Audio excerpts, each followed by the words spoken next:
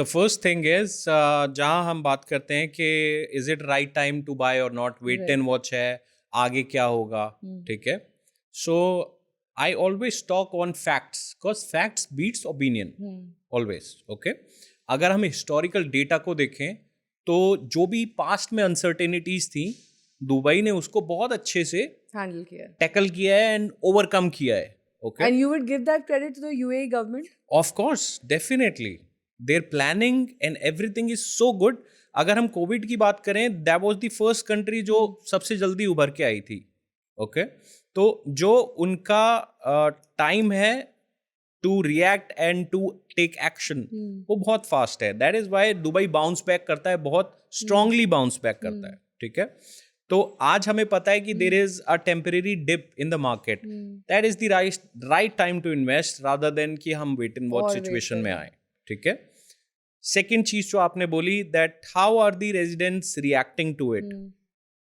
I would say specially the residents जो in war related countries से हैं, like suppose कोई इजरायली है वहां पर, या कोई लेबनान से है, या कोई ईरान से है. हालांकि मुझे डाउट है कि इनकी संख्या ज्यादा होगी, लेकिन फिर भी अगर ये लोग हैं तो क्या ये वापस अपनी कंट्रीज में तो जाएंगे नहीं, क्योंकि वहां पर तो वॉर सिचुएशन है. तो ऐसे में अगर वो रेंटल्स पर हैं और कोई मतलब टेम्पररी सेटअप में है, they plan to stay back only and no matter what. चाहे दुबई में 200 से ज्यादा नेशनैलिटी के लोग रहते हैं. ठीक है, अभी जब आपने मुझे इनवाइट किया था तो उससे कुछ दिन पहले there was this couple from Lebanon who said now we want to move into bigger house because you want to permanently settle. yeah, तो so they want to change कि हमें और bigger house जाना है. ठीक है, तो इफ यू से कि जो वॉर इम्पैक्टेड कंट्रीज हैं which is Iran, Lebanon, they would rather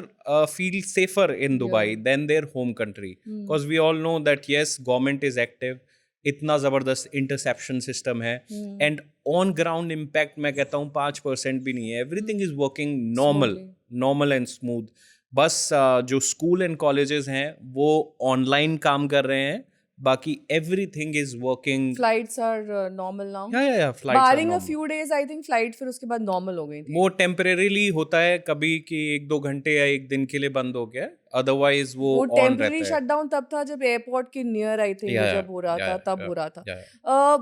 और मेरा एक सवाल ये है, हालांकि ये प्रॉपर्टी से सीधे तौर पर नहीं जुड़ा हुआ है, लेकिन जब ये पूरी क्राइसिस चल रही थी, मॉल्स खाली हो रहे थे या फिर सड़कें काफ़ी हद तक, क्योंकि ऑनलाइन आपने कहा स्कूल्स कॉलेजेस हो गए, कई ऑफिसेज भी 4 days a week हो गए थे इंस्टेड ऑफ 5 या 3 days, उसको गवर्नमेंट ने जिसे कहते हैं ना लेवल करने के लिए क्या स्टेप्स, क्या कदम लिए थे ताकि हम उनकी इकोनॉमी सफ़र ना करे. क्योंकि अगर मॉल्स में लोग नहीं पहुंच रहे हैं, या फिर वहाँ पर अगर कोई फेस्ट ऑर्गेनाइज्ड है, कोई फेयर है, कोई बहुत बड़ा समिट है, मैंने देखा कि कई जगहों पर उसकी फ्री एंट्री कर दी ताकि लोग फ्रीली मूव कर सकें. इस तरह के और कौन से छोटे छोटे कदम थे जो वहाँ की गवर्नमेंट ने लिए थे उस टाइम पर? देखिए, इस वक्त सिर्फ टूरिस्ट जो हैं, the number of tourist have decreased. ठीक है, बाकी जो रेजिडेंट्स थे they are very much there.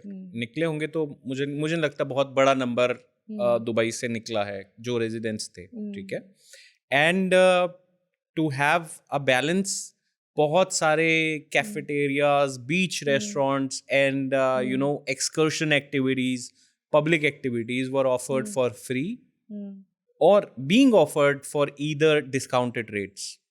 तो ये चल रहा है, और ऐसा नहीं है कि मॉल्स बिल्कुल खाली हो गए हैं या रोड्स बिल्कुल खाली हो गए हैं. मतलब फुटफॉल्स कम हो गए थे, कंपैरेटिवली कम है. होटल के रेंटल्स काफी ज्यादा क्रैश था उसमें, स्पेशली जुमेरा साइड जो रिपोर्ट्स थी कि वहाँ के सबसे महंगे होटल्स भी उस time at very less cost देखो, हॉस्पिटैलिटी इंडस्ट्री सबसे ज्यादा हिट हुई थी. Hospitality industry is temporarily impacted because जो टूरिस्ट नंबर है वो डिक्लाइन हुआ है, जो विजिटर्स थे वो अभी डिक्लाइन है, एंड आई एम श्योर वो भी बहुत जल्दी अप हो जाए.